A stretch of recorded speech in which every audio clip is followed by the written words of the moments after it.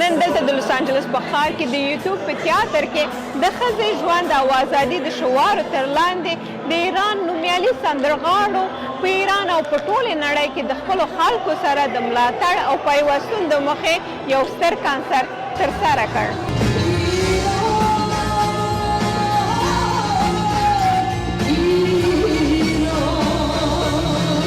امشب گرد هم اومدن که نشون بدن به دنیا که ما ایران رو عوض میکنیم. ما وایسادیم پاش و این جنبش زن زندگی آزادی شوخی نداره. بالاخره باید به آزادی برسیم. انقلاب زن زندگی آزادی مجروح شدن، کمکی کنیم جمع‌آوری مالی که بهشون کمکی باشه و صدای همرزمامون در ایران باشه. خسته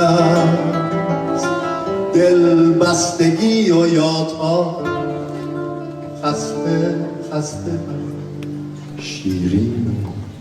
د پروګرام خاص ملمت د پخوانی پاچا رضا شاه پهلوي زوی رضا پهلوي و. هغه په خپلو خبرو کې د ایران ټولو خلکو ته اطمینان ورکړ چې ایران به په یو دیموکراتیک ایران بدلوي. په دې برخه کې کار په جدي توګه روان دی او زر تر زر به ایران آزاد شي.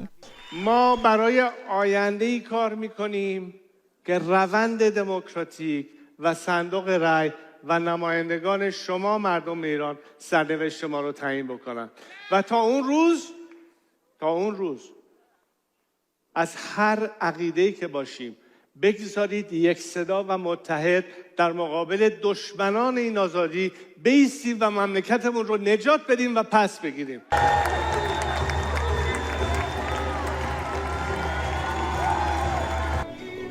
په دې کانسرت کې د افغانو ښځو په استازوالۍ افغان مدني فعاله کریستال بیات هم ګډون کړی و. من از عقب این تریبیون و تمام زنان جهان به ویژه زنان ایران و افغانستان صدا میزنم تا مثل همیشه در کنار هم بیستیم و بنیادهای رژیم خونخوار و قرآن در بغل را براندازیم. امروز اگر مبارزات زنان ایران به رسمیت شناخته شده به خاطر همبستگی و اتحادشان هستند. ما باید همیشه اتحاد داشته باشیم تا جهان صدای ما را بشنوه.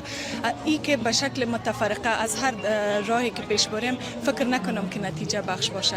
پیروزی ما در اتحاد ماست. اگر اتحاد نکنیم هیچگاه با مقصد اصلی ما که همون آزاد ساختن افغانستان است برسه. کیا چرا داره این دخترای افغانستان رو داره اینجوری میکنن؟ چرا میترسن از دخترای افغانستان؟ بذار اینا کارشون رو بکنن، دنیا رو روشن بکنن، دنیا رو خوب بکنن. اوه دلم میشکنه، واقعا دلم میشکنه.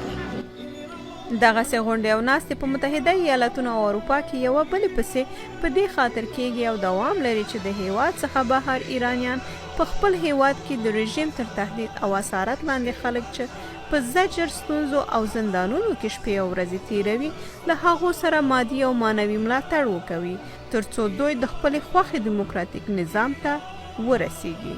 برېښنا تحریک، د امریکا غږ آشنا تلویزیون، کالیفورنیا، لوس انجلس.